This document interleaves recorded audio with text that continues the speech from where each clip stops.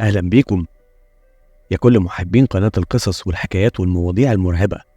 جرعة أدرينالين. قبل ما نبدأ، لو أول مرة تشوفنا ما تنساش الاشتراك واللايك للفيديو، ولو أنت متابعنا من بدري لايك بسرعة. وتعالوا نبدأ حكايتنا.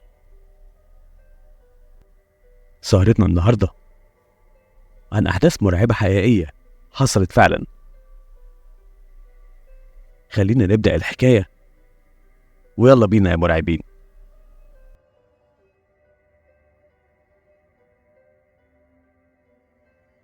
ليلى بنت في مدرسة ثانوي في أحد قرى الدلتا. أبوها متوفي من 3 سنين. ما كانتش بتفوت أسبوع غير لما تعدي عليه في المقابر. وزي أي مرة وهي معدية عليه في المقابر وهي مروحة حست زي ما يكون في حاجة ماشية وراها. كل ما تبص ما تلاقيش أي حد.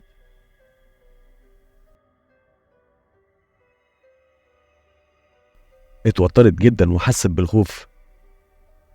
بدأت تمد خطوتها وهي بتبص وراها اتكعبلت في حاجة ووقعت على الأرض. أغمى عليها. صحيت ولقت نفسها في البيت. أمها وشيخ الجامع كان بيرقيها. ليلى كانت مخضوضة جدا من اللي حصل. حاولوا إنهم يعرفوا إيه اللي حصل وإيه اللي تم معاها وإيه اللي خلاها توصل لكده، بس ما كانش عندها رد. لما راحت المدرسة تاني يوم سمعت صحابها ملمومين وبيتكلموا ما بينهم كده وما بين بعض. واضح إن الموضوع سر.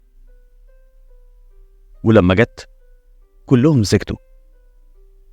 ليلى كانت شخصية هادية بطبعها.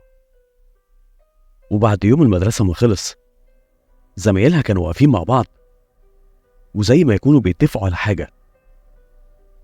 وبرضه مع إنها كانت عايزة تعرف بس ما شغلتش بالها كتير. اليوم ده ليلى معرفتش تنام. صوت المطر والشتاء وصوت الرعد والبرق كانوا مزعجين جدا، وكانت بسببها ليلى مش عارفة تنام. وحتى لما نامت الكوابيس ما سابتهاش، وكانت الليلة صعبة جدا. واضح إن في حاجة حصلت في الليلة دي.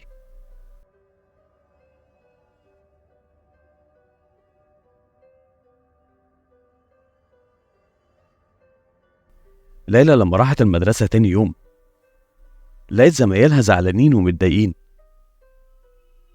ولما راحت تكلمهم حست بالحزن اللي جواهم. اللي اكتشفته بعد كده إن واحدة من زمايلها بيقولوا إنها تعبت ودخلت المستشفى امبارح. واضح إن في حاجة حصلت وهم مش عايزين يقولوا ولا حتى يتكلموا عن التفاصيل.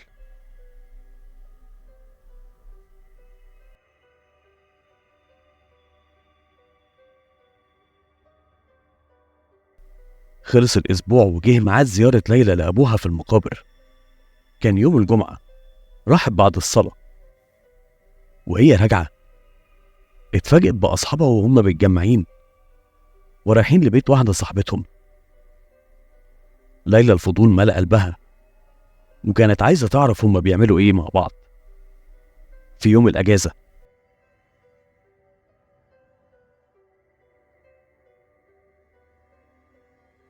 ليلى روحت البيت في اليوم ده وعقلها مشغول عن سبب تجمعهم والسر اللي مخبيينه. يوم الأحد راحت المدرسة عشان تسمع الخبر الغريب إن 2 من زمايلها اللي كانوا متجمعين يوم الجمعة وشافتهم مع بعض اتوفوا في حادث غرق.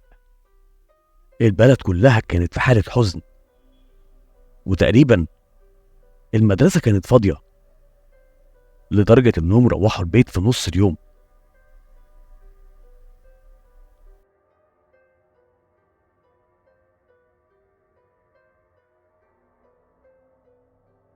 بالليل في العزا ليلى راحت مع أمها عشان تقدم واجب العزا.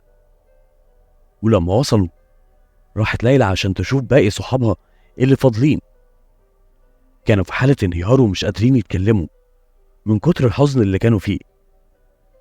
بس واحدة منهم طلبت منها تعدي عليها في البيت. ليلى وافقت وكانت في انتظارها. ولما الدنيا هديت ليلى استقبلت صاحبتها في البيت عندها. ارتاحت شوية، ولما بدأت تحكي عن السر اللي كانوا مخبيينه أو اللي كانت مخبياه هي وصاحبتها، الكلام كان كارثة والتفاصيل كانت بشعة.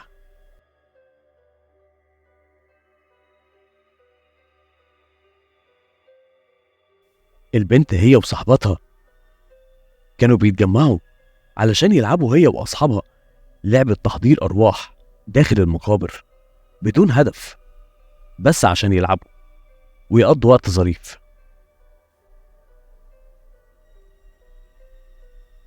لكن اللعبة قلبت بحزن وغم. كانوا في الأول بيلعبوا ومبسوطين، بس واضح إن طلباتهم اللي ما كانش ليها معنى هي اللي قلبت الدنيا. اللعبة كانت عبارة عن لوح فرعوني قديم، النقش اللي مكتوب عليه بيحضر روح الميت لما بيذكر اسمه. ليلى لما سمعت الكلام ده تفكيرها كان متركز في شيء واحد بس: أبوها اللي مات وسابها، وكل أمنيتها إنها تشوفه ولو لثانية واحدة. طلبت من صاحبتها إنها تجرب اللعبة دي. صاحبتها رفضت الفكرة بعد كل الخسائر اللي خسروها دي، بس ليلى كانت مصرة جدا وحابة تدخل في التجربة وفي الموضوع ده. وبعد إلحاح كتير من ليلى على صاحبتها في النهاية وافقت. راحوا هما الاتنين بالليل على المقابر وجهزوا كل حاجة. صاحبة ليلى بدأت تقول الطلاسم. ليلى طلبت حضور روح أبوها اللي فعلا بدأت تتشكل قدامها.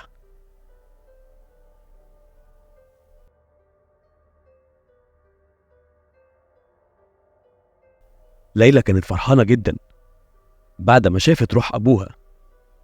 فضلت تتكلم معاه كتير، وفي الآخر طلبت منه طلب غريب خلى كل زمايلها اللي موجودين معاها يترعبوا ويتخضوا. طلبت منه إنها تروح معاه، وانتهى الموضوع إن ليلى اختفت وراحت مع أبوها لعالم الأموات.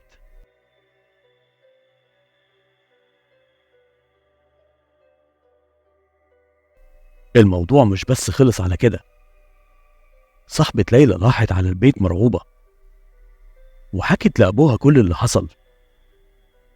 خدها وراح على مركز الشرطة، والشرطة عملت اللازم.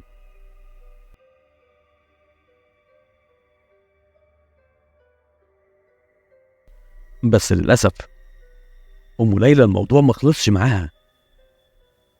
روح ليلى فضلت في المكان لدرجة إنها كانت بتسمعها دايما. ولما الأم حست بالخوف من المكان سابت البيت ومشيت. ولحد دلوقتي لسه بيسمعوا صوت ليلى في البيت، ومحدش لسه جه ساكن البيت ده من كتر الحكايات اللي كانوا بيسمعوها واللي كان بيتقال عنه.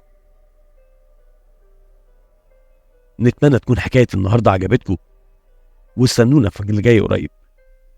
شكرا ليكم وشكرا لحسن متابعتكم.